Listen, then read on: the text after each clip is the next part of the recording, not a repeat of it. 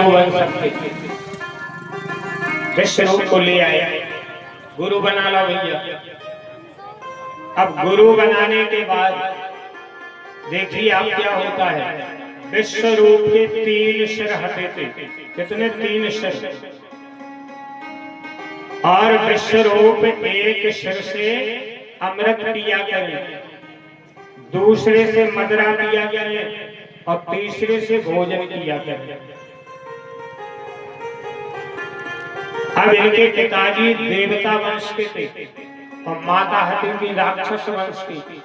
तो जो हवन करवाए तो जो ऊंचे स्वर में मंत्र पढ़े, बात में देवतन के लाजिया होती, और जी में चुपचाप जो है मंत्र पढ़ लेना, केवल स्वाहा बोल ले, बाया होती गई तन की लाजिया दुबा। एक दिन देवराज इंद्र ने जब बात पकड़ ली, नाराज हो गए और तलवार से उनके 3 शीश काट दिए, 3 सिर।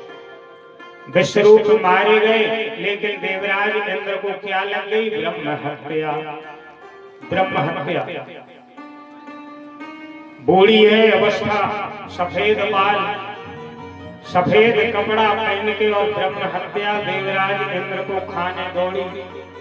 देवराज इंद्र भागे, मान सरोवर में जाके और जल में छुप गए, क्योंकि जल में कभी ब्रह्म हत्या प्रवेश नहीं करती है। जल के अंदर ब्रह्म हत्या नहीं जाती है कभी।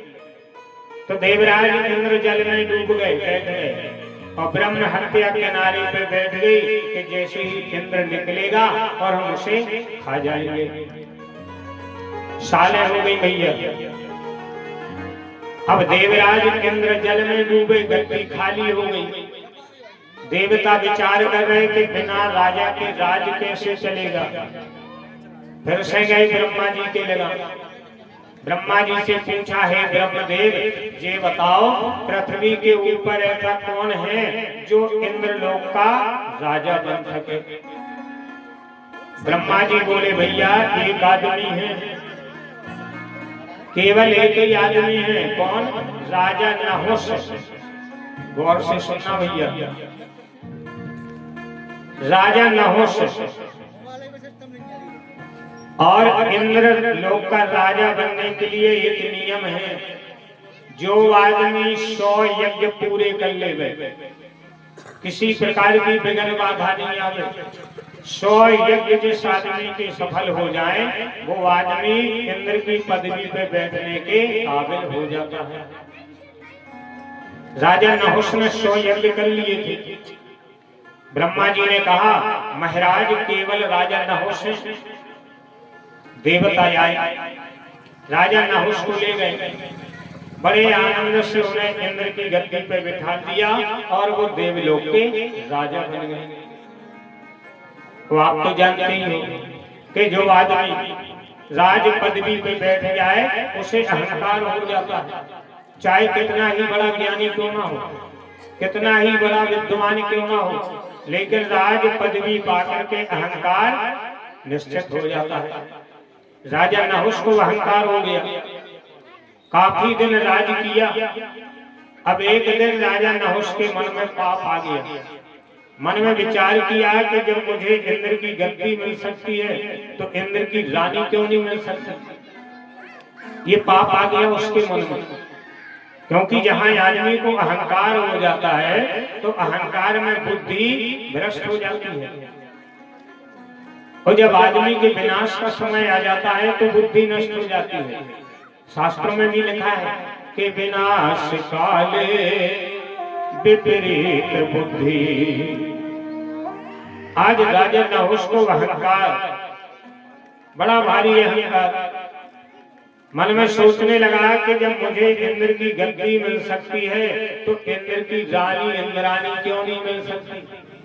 4 नौकर भेजे और कहा कि जाओ इंद्रानी से कहना कि राजा नहुष की सेवा में चलो, अगर नहीं आए तो घसीट के ले आओ। बड़ी समस्या भैया। 4 नौकर गए, इंद्रानी को बताया। अब इंद्रानी तो बेचारी पतिव्रता नारी थी, थर-थर कांपने लगी, पत्ते की तरह कांपने लगी। हे भगवान मेरे धर्म को बचाना, मेरा धर्म नष्ट नहीं हो जाए प्रभु।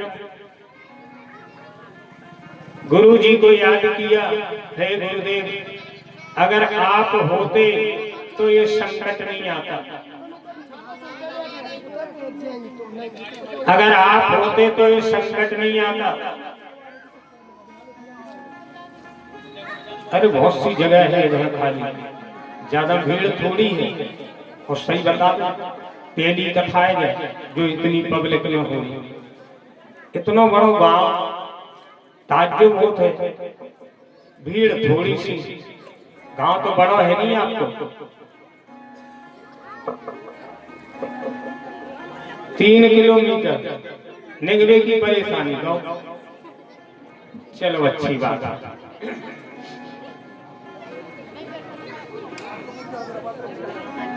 तो बंधु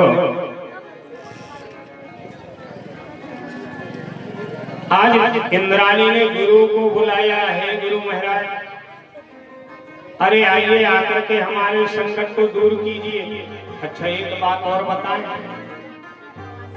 जे माता जी जरी 3 किलोमीटर दूर है गांव, अगोरा भी 3 किलोमीटर है, लेकिन अगोरा के भक्तगण आ सकते थे और गांव के आ नहीं सकते। बताओ कितने अचरज की बात है।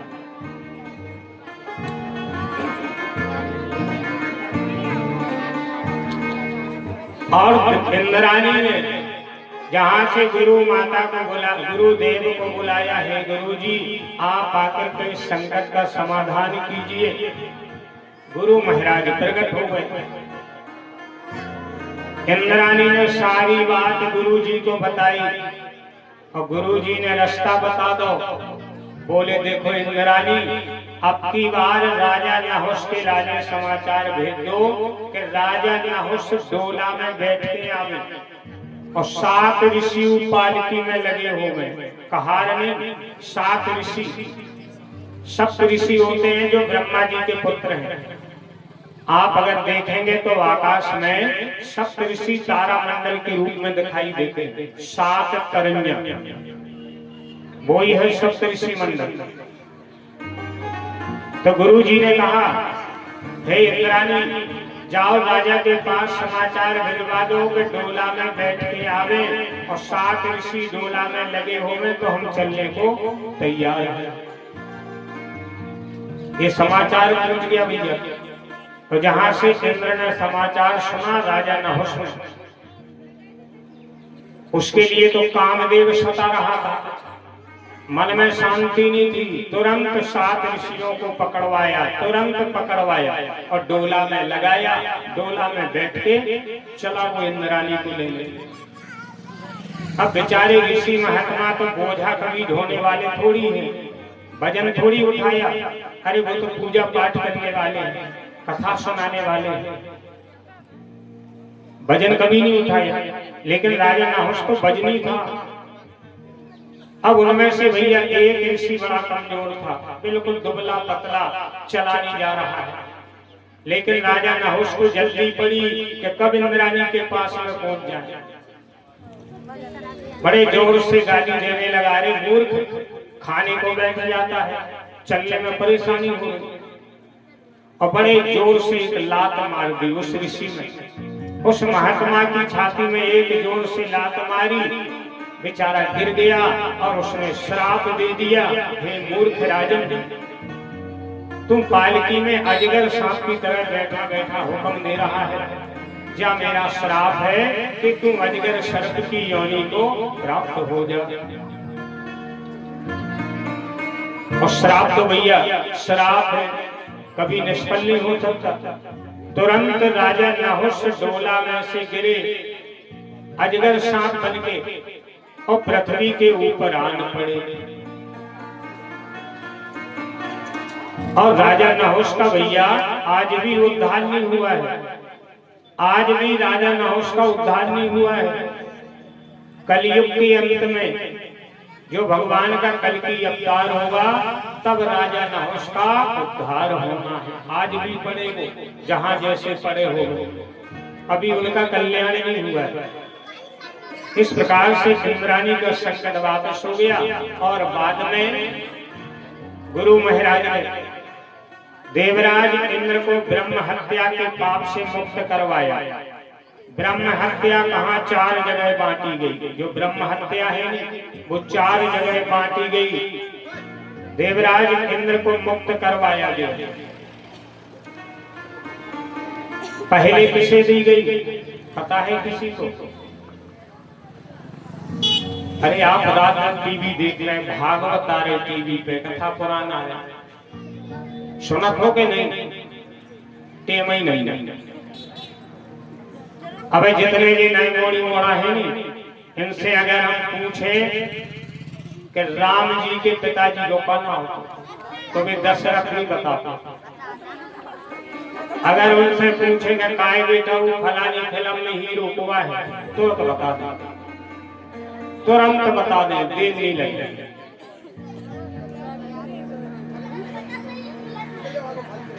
तो बंधु, देवराज इंद्र की ब्रह्म हत्या को 4 भागों में बांटा गया।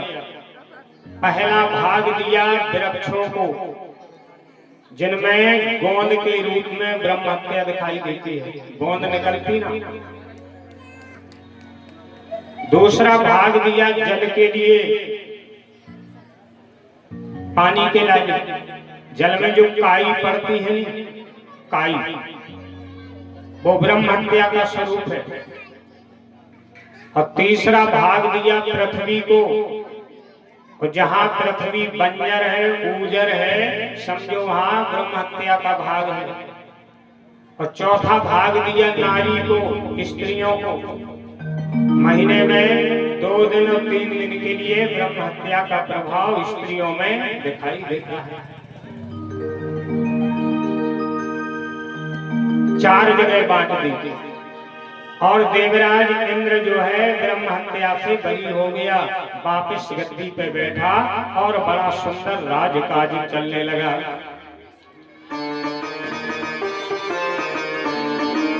अब भैया कथा प्रसंग में आगे वर्णन आता है। प्रहलाद भक्त की कथा का वर्णन आता है। कथा आपने सुनी है, हर आदमी ने सुनी है, इसलिए मैं कथा को संक्षेप में बखान करूंगा। जज्ञाते तौदितै पुत्रो दैत्य दानव बंदतो और हिरण्यकश्यप ज्येष्ठर्यो हिरण्याक्षो अनुजस्ततः। हरिद्वार पाल हरि के प्रिय दो और जय विजय जाने सबको। भगवान का जो वैकुंठ धाम है भैया, उसमें भगवान के द्वार पे 2 द्वारपाल खड़े रहते हैं। एक का नाम है जय और दूसरे का नाम विजय। क्या नाम है? जय और विजय। इनको श्राप हो गया। कितने जन्म राक्षस बनने का श्राप हुआ, कितने जन्म के लिए पता है आपको? हाथ उठा के बता सकते हो जिसको पता हो। इनको श्राप हो गया। कितने जन्मों के लिए राक्षस बनने का श्राप हुआ किसी को नहीं पता। पता हुई तो नहीं उठा सका, शर्म लगता। 3 जन्मों के लिए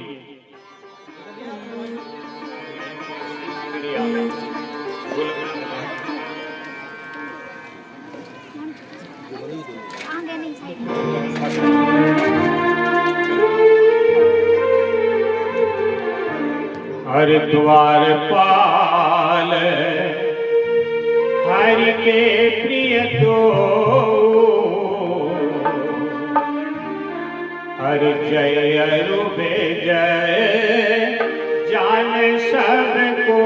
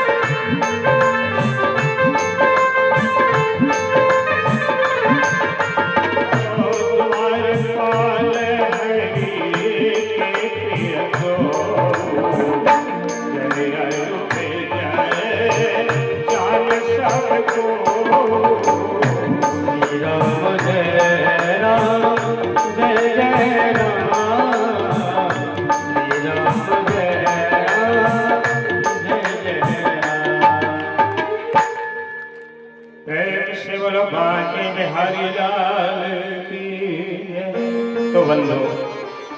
भगवान के वैकुंठ में दो द्वारपाल हैं, एक का नाम जय और दूसरे का नाम विजय। एक बार की बात है, ब्रह्मा जी के 4 पुत्र गए भगवान के दर्शन करने को। अब भगवान के यहाँ सबको रोक टोक है, लेकिन ब्राह्मणों को कोई रोक टोक नहीं थी। लेकिन जय विजय ने मना कर दिया। जय विजय ने मना कर दिया तो अंदर नहीं जा पाओगे। बोले भैया, अरे भगवान के यहाँ हमें कब से रोकना टोकना शुरू हो गया है? जय विजय ने कहा, मैंने कह दिया कि नहीं जा पाओगे। एक बार 2 बार बेचारों ने कहा, भैया हमें जरूरी काम है, अंदर जाना है। लेकिन जय विजय ने तीसरी बार मना कर दिया, आप अंदर नहीं जा पाओगे। 3 बार मना किया। और इसीलिए ऋषियों को श्राप आ गया, वो ऋषियों को नाराज क्रोध आ गया, क्रोध आ गया। उन्होंने श्राप दे दिया, जाओ मेरा श्राप है, तुमने 3 बार मना किया अंदर जाने को, इसलिए जाओ मेरा श्राप है कि तुम 3 जन्म राक्षस योनि भोगो। पहली बार कौन बने? हिरण्यकश्यप और हिरण्याक्ष। दूसरी बार कौन बने? रावण कुंभकर्ण। और तीसरी बार कौन बने? शिशुपाल और दंतपाल, जिसे दंत वक्र भी कहा जाता है। और 3 जन्म भगवान ने इनका मार के इनका परम कल्याण किया। तो बाबा सुखदेव जी पहले जन्म की कथा का वर्णन करने लगे। हिरण्याक्ष नाम का जो महादैत्य हुआ, सारी पृथ्वी को गेंद की तरह उठा के पाताल में ले गया। भगवान ने बराह का रूप बनाया। बराह माने सुंगर, बड़े बड़े सींग निकले हैं। बराह रूप बना करके भगवान कहाँ गए? पाताल में गए। बड़े बड़े पैने सींगों से मार दिया, किसे? हिरण्याक्ष को। और अपने सींगों के ऊपर पृथ्वी को उठा के ले आए और जल के ऊपर